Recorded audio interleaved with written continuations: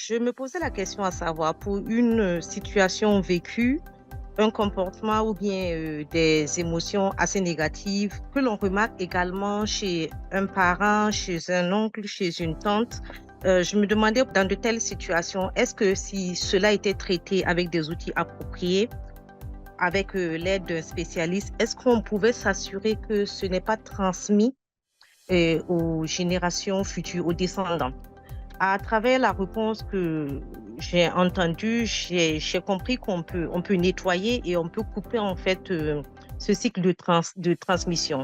Mais là, je me pose une question. Vu qu'on peut recevoir non seulement du père, de la mère, mais on peut recevoir d'une tante, est-ce que si moi, à mon niveau, je fais un travail, j'arrive à ne plus transmettre ça aux générations futures, mais est-ce que mes enfants, par exemple, ne pourront pas le recevoir euh, d'une sœur qui a le même comportement, mais qui n'a pas eu à faire un travail sur elle? Ça, c'est ma première question. Alors,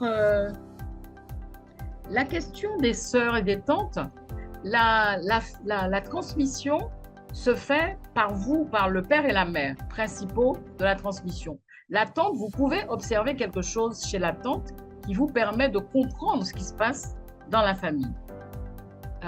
Si vous avez été élevé par la tante, si vous êtes dans le canot d'éducation de la tante, probablement qu'elle peut vous transmettre quelque chose. Mais, et c'est ce qui pourrait se passer avec votre enfant si votre enfant est éduqué, pris en charge par cette tante. Sinon, la transmission, elle se fait par le lien, par la filiation, père-mère, par les ascendants. Ok.